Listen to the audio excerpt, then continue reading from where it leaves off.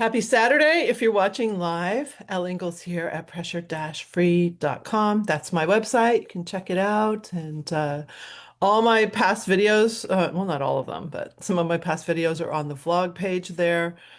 This morning I woke up, my husband was listening to music and he wanted to play some songs for me. Now he has very different tastes in music than I do for the most part. Um, but it was interesting to see just how much enjoyment he was getting out of listening to the music. And it reminded me that music is definitely a pressure-free tool because the moment we play a song or start singing or humming a song that we like, it's an instant state changer for the brain. I've spent decades of my life playing my violin almost every single day. And as I think about not just like pushing a button and listening to music, but actually making the music yourself, whether it's an instrument, whether it's singing in the shower, humming, whistling. When I think about raising my own children, I was having this talk with my daughter-in-law. Um, that my grandmother, oh, let's put it this way, I probably sang half the songs to my own children, even though I sang quite a bit, than my mother sang to me. And she probably sang about half the songs that her mother sang to her. Um, so singing and singing to children changed when we got, stereos and portable radios and things where people could just push a button and play children's music for a baby. But babies love to hear, children love to hear the actual human voice. One of the most fun things, I'm kind of rambling here this morning, but let's go with it, right? One of the most fun things I ever did was when we would throw symphony concerts for the second graders in our city. And there'd be 2,000 second graders and their teachers in the hall. And to dismiss the students by bus, I had a security guard who would inform me, which bus is out front. So I'm on the stage, keeping them entertained for about 40 minutes while the different buses arrive to take the students back. And one of the exercises I would do is this. And I did this exercise because sometimes you will hear like a children's choir, you go to a school concert, and the children aren't singing, they're shouting. And so I have this little thing I would do that would teach the difference between a speaking voice, a shouting voice, and a singing voice. And it went like this. I go, "This is my speaking voice." And 2,000 little kids would go, "This is my speaking voice. This is my yelling voice." And they'd all scream, "This is my yelling voice. This is my singing voice." And and they'd all sing. And they would all sing the perfect notes. I'm only doing two pitches, and the entire hall, they're all singing perfectly. Those first two things I did had their ears adjusting. They're really listening to what I'm doing so they could repeat it back. And so it was fascinating how in tune it was. One of the things I was talking about with my daughter-in-law is that um, there's no such thing as being tone deaf. What's occurred in our society is that we're a very, very verbal society, and music has three components if you're singing words. So it has the words, and then it has pitch and rhythm. That's three things to think about at the same time. There's some studies now that say that you can only think about one thing at a time. With music, you're thinking about multiple things at a time, which I think is why it's such a great thing to have people learn to play an instrument and play in an ensemble. You're doing so many things at the same time. So, with this in mind, if you're having trouble or someone you know says, "Oh, I can't sing in tune, I'm tone deaf," if you remove the words and just do rhythm and pitch, like on a syllable, you can actually start to sing in tune because your brain isn't focusing so much on getting the words right, words correct. Children especially want to get those words correct because that's what we're inculcating in them in schools, that we have to get the words right. So strip out the words and just do rhythm and pitch. Uh, like if you can't sing the Star Spangled Banner, which is a hard song pitch wise, Just take the words out. When my eldest was little, he kept saying, I want to learn the baseball song, the baseball song. And so he was so intent on getting the words that he was singing completely wrong pitches and out of tune. And I was like, oh no, something's wrong with his ears. I'm a professional violinist. My son can't sing in tune. I just thought it was like, I couldn't believe it. And what I realized was, again, he's focusing so much on the words. So you can just use a syllable like la or ba. Um, in early childhood music classes that we brought into Battle Creek when we formed our music school, we'd go like this bum bum ba-dum bum bum. So it's like a bum, just that's all you're singing, but you can sing the pitch and do the rhythm correctly, and your brain is like, I can do that. I can do that.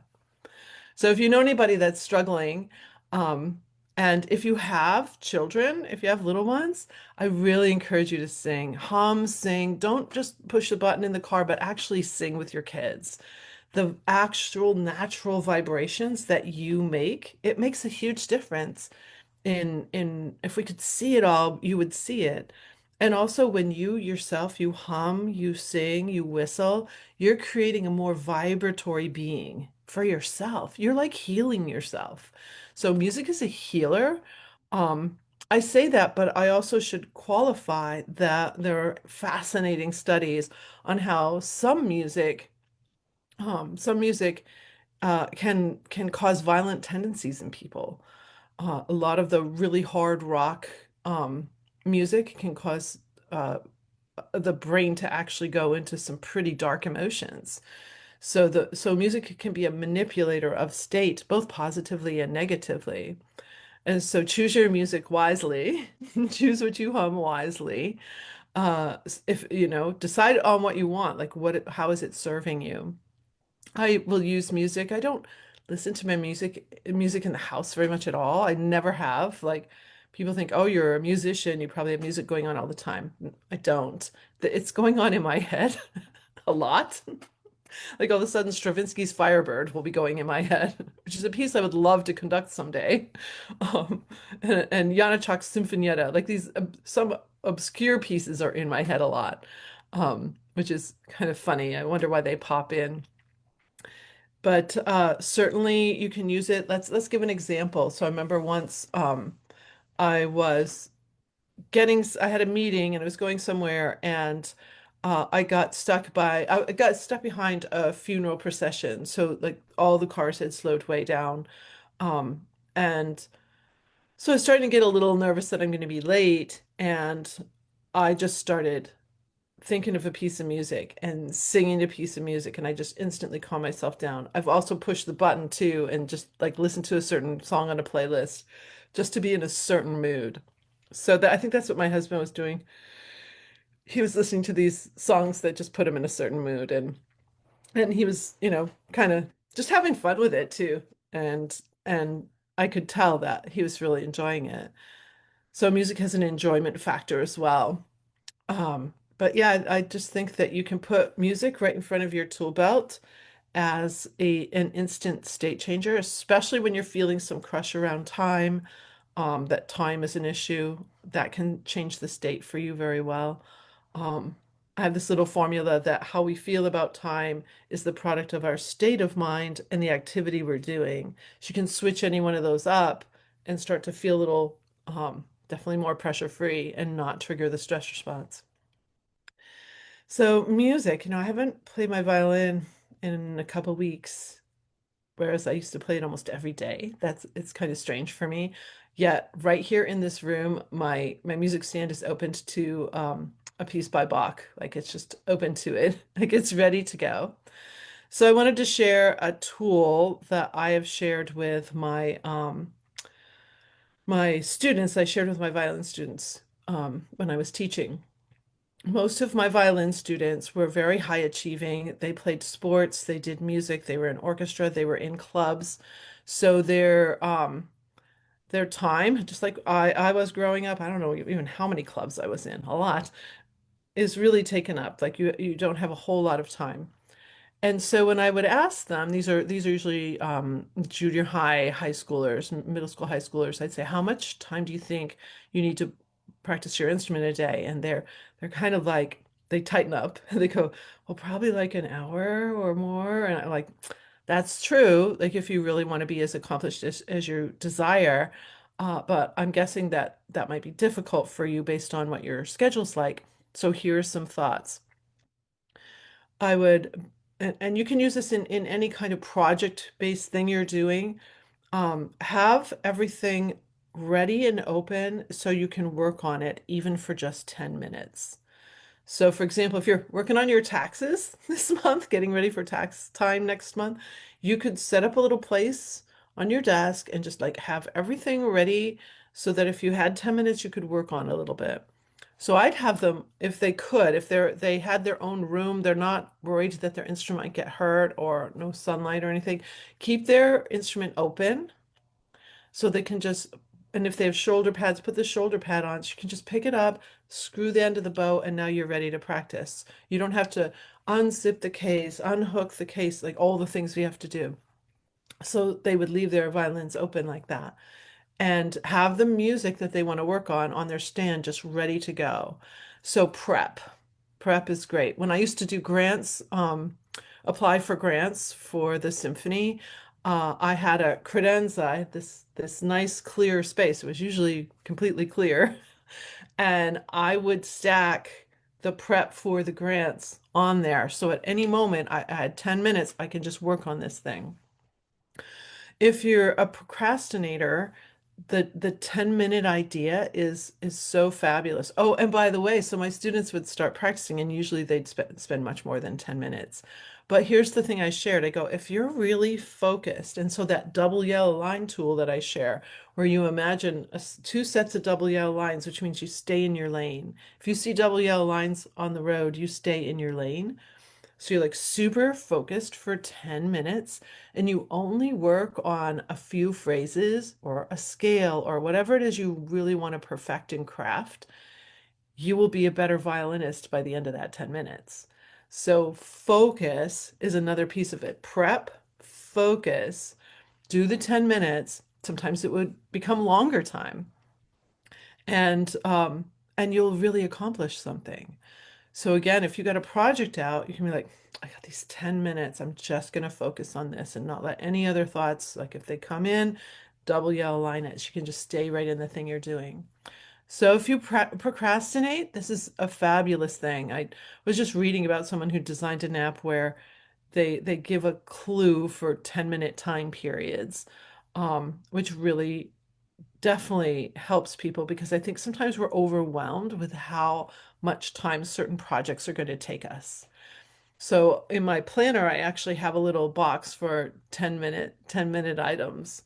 What are those 10-minute items that you can list out and think, yep, in my moments when I have 10 minutes, I can get that done. I can get that done and you're gaining momentum toward the thing you're working on. So if it's a piece of music, my violin students are like, okay, that 10 minutes of those two phrases, okay, those two phrases repeat later in the piece. So now you're not just working on the like two phrases, like 16 bars or whatever.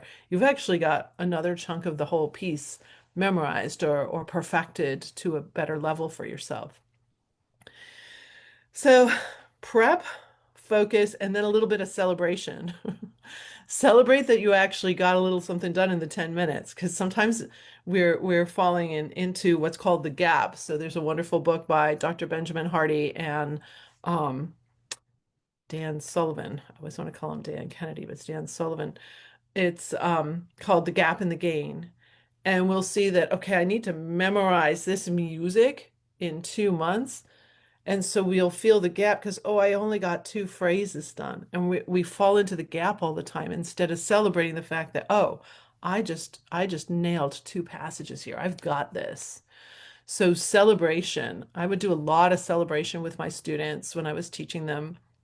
A lot of, just like high five and and just that, feel of joy that I've made progress. We don't really celebrate progress as much as we celebrate like the win. We're a very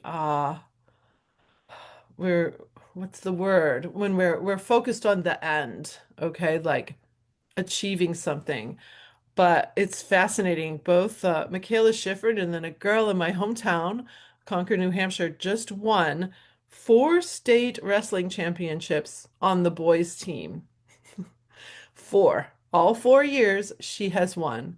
And her comment when she was interviewed by the radio station was, "Oh, I won." Like it wasn't "I won," it was "Oh, I won." Like, and Michaela Schifrin said the same thing when she was 18 and she won gold at the Olympics. It was like, "Oh, that's all? Like what's next?" Because they're more focused in the process. So that's just one thing. We focus so much on the end. And when we do that, I watch people who focus on that end and then they're sick afterwards. They're like, they go into a depression. They're like, oh, well, what's next? It's kind of weird. But if you can focus more on celebrating progress, being in the thing, because progress is never over. When I work on a piece of music, like I'm looking at this piece of Bach right here. I've been working on that piece of Bach since I was probably 15 years old, and I am 63. And there's still so much for me to do to craft it the way I really want it. There's still so much to learn in every one of those phrases and notes. And and so that is kind of a fun thing to explore and get into. And I love it when I would see my professors and my mentors just love the process. My conducting professor, Gustav Meyer at the University of Michigan, I stopped by his house one day and it was a great moment. It was a hot summer day. I was out for a run. I'm all sweaty, but I'm like, I just knock on the door and he's like got his shirt unbuttoned. He buttons it wrong. He comes to the door and he takes me out on his porch and he's studying Mozart's 36th Symphony. Mozart 36 was a piece I was preparing to go to Salzburg, study at the Mozarteum in Salzburg. So I was working on that piece. It just happened to be the one he had on his stand, and he sat there with me, and he was so exuberant about what an amazing piece this Mozart is. Now he's probably studied that Mozart for 40 years, and yet it was still so exciting to him. So, so yeah, those are my thoughts today. Put music into the front of your tool belt. Prep and focus can help you in little 10-minute increments to get some things done, especially if you feel like you're procrastinating on something. And I wish you a great pressure-free Saturday.